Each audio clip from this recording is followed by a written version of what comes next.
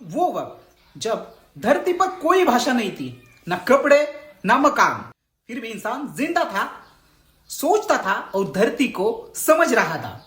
जिसे हम आदि मानव कहते हैं, क्या वो सिर्फ एक जंगली था या उसके पास वो ज्ञान था जिसे हम समझ नहीं पाए? भारत के मिट्टी में दबे हुए वो राज जो इतिहास के बुक में भी आपको देखने को नहीं मिलेंगे। ये वीडियो में मैं आपको सब कुछ स्टेप बाय स्टेप बताने वाला हूं कि कौन थे आदि मानव, कैसे रहते थे, कैसे खाते थे, इसकी पूरी डिटेल आज के वीडियो में बताने वाला हूं। तो नमस्कार दोस्तों, आप देख रहे हिडन स्टोरीज ऑफ इंडिया और आज हम जानने वाले हैं आदि मानव की वो स्टोरी जो शायद आपने सुनी नहीं हो। तो वीडियो अंत तक जरूर देखिए क्योंकि मैं जो बातें बताने वाला हूं वो शायद आपको पता नहीं हो। तो वीडियो अंत तक जरूर देखिए। आदि मानव कौन थे? ये थे धरती पर पहला इंसानी रूप जिसे हम आदि मानव कहते हैं। उनका जीवन पहले जानवरों की तरह था। डीएनए और पुरातत्व दोनों ये मानते हैं कि वो हमारे पूर्वज थे। सबसे पुराने प्रमाण ये बताते हैं कि आदि मानव का जन्म अफ्रीका में हुआ, लेकिन अफ्रीका से वो रशिया की ओर निकल पड़े और भारत उनकी पहली मंजिल में से एक था। हजारों साल पहले समंदर से नहीं, जमीन की रास्तों से ये यहां पर आए थे। भारत में सबसे पुराने मानव के प्रमाण 1.5 मिलियन वर्ष पुराने माने जाते हैं। मध्य प्रदेश, तमिलनाडु, आंध्र प्रदेश और राजस्थान में इनके औजार मिले हैं। भीमबेटका की गुफाएं उनके चित्र और जीवन की सबसे बड़ी गवाही है। यही जगह आदि मानव का पहला घर बनी और यहीं से शुरू हुआ भारत का इतिहास। ये गुफाओं, झाड़ियों और पेड़ों के बीच रहते थे। कोई ईंट पत्थर नहीं, ना ही छत या दीवार। उनके घर हर दिन बदलते थे। जहां सुरक्षा मिलती वही बस जाते। जानवरों के खाल और घास उनका बिस्तर थी। वे मौसम और जंगली जानवरों को खुद को बचाकर जीते थे।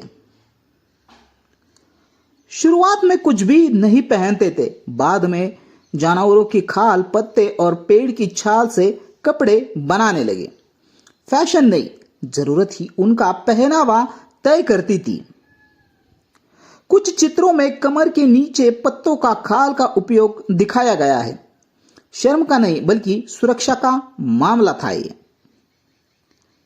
शिकार और फल यही उनका भोजन था। वो खुद शिकार करते। हिरन, सुअर, पक्षी पत्थर और भाले से, कभी पके हुए कभी कच्चे। भूख से ज्यादा बड़ा कोई धर्म नहीं था। जड़े, फल, बीज और मछली भी खाते थे। कई बार भूखे रहना वो भी आदि मानव की दिनचर्या थी। शब्द नहीं थे, सिर्फ संकेत थे। आंखों से इशारों, चेहरा और आवाजों से बात होती थी। कभी जोर से चिल्लाकर, कभी पत्थर पटककर। धीरे धीरे ध्वनियों से शब्द बने और वही बनी आज की भाषाएं। संवाद का जन्म इन्हीं गुफाओं। क्या उस टाइम पे समाज था? हाँ, एक छोटा झुंड, एक परिवार जैसा समाज था जो मिलकर शिकार करता, साथ सोता और एक दूसरे की रक्षा करता। बुजुर्गों की सलाह मानी जाती थी और कोई नियम नहीं, सिर्फ जिंदा रहना ही नियम था। शायद यही था सभ्यता का बीज। जब पहली बार आग जलाई गई तो वो चमत्कार था। कहा जाता है कि बिजली गिरने से पेड़ में आग लगी, वहीं से ज्ञान मिला। फिर पत्थर रगड़कर आग बनाने का तरीका सीखा। अब वो सिर्फ कच्चा नहीं, पका हुआ मांस खाने लगे। आग से भोजन भी बदला और जीवन भी। क्या उस टाइम पे कोई धर्म था? कोई मंदिर नहीं, कोई ग्रंथ नहीं, लेकिन आकाश, चांद, सूरज और गुफा, ये सब उनके देवता थे। प्राकृतिक शक्तियों से डर कर वे पूजा करते थे। पहली बार इंसान ने आशा और डर को महसूस किया। यही से जन्म हुआ आस्था का।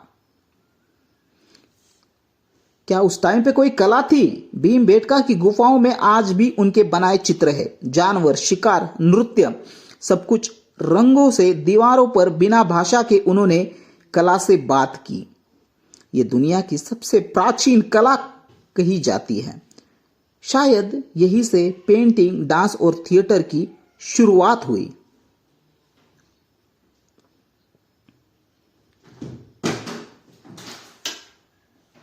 कुठला मोबाईल पाडला का विज्ञान बहुत तेज था। कौन सा पत्थर तेज है, कौन सी पत्तियां खाना सुरक्षित है, और वो पहले प्रयोग करते, उसके बाद अगली पीढ़ी को वो सब कुछ सिखाते। पहले वैज्ञानिक नहीं पर अनुभव करता जरूर। आदि मानव की मृत्यु अधिकतर बीमारियों, शिकार की चूक या लड़ाई से होती थी। उनके शव गुफाओं के बाहर या भीतर ही छोड़ दिए जाते। धीरे धीरे शवों को जलाना या दफनाना शुरू हुआ।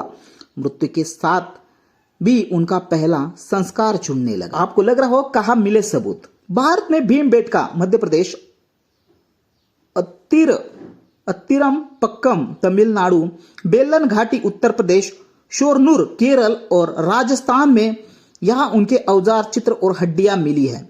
यूनेस्को ने भी भीमबेटका को वर्ल्ड हेरिटेज घोषित किया है।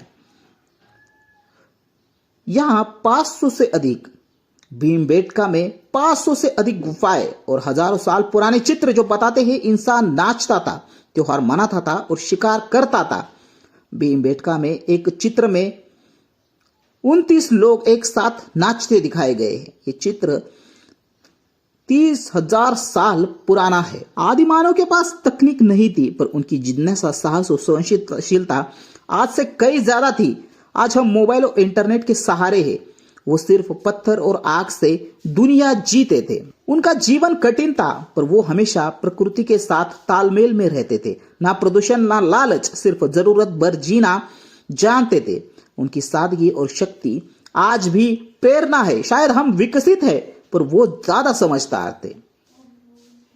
आज भी बनाई गई औजार, गुफाएं, चित्र भारत की धरोहर है। हमें इन्हें देखने की नहीं, समझने की जरूरत है, क्योंकि वहीं से शुरू हुई थी कहानी और वहीं से शुरू हुए थे सवाल, जिसका जवाब आज भी हम ढूंढ रहे हैं। अगर आप भी मानते हैं कि इतिहास सिर्फ किताबों में नहीं, भारत की मिट्टी में, चट्टानों में और गुफाओं में है, तो हिडन स्टोरीज ऑफ इंडिया को जरूर सब्सक्राइब करिए, क्योंकि हिडन स्टोरीज ऑफ इंडिया लाता है आपके लिए ऐसी ही सच्ची कहानियां जो शायद आपने सुनी नहीं है। तो इतिहास से जुड़े रहने के लिए और नई कहानियां जानने के लिए हिडन स्टोरीज ऑफ इंडिया को जरूर सब्सक्राइब कीजिए। दोस्तों, मिलते हैं अगले इतिहास से जुड़े रहस्य और किस्से के साथ। तब तक के लिए जय हिंद, जय भारत।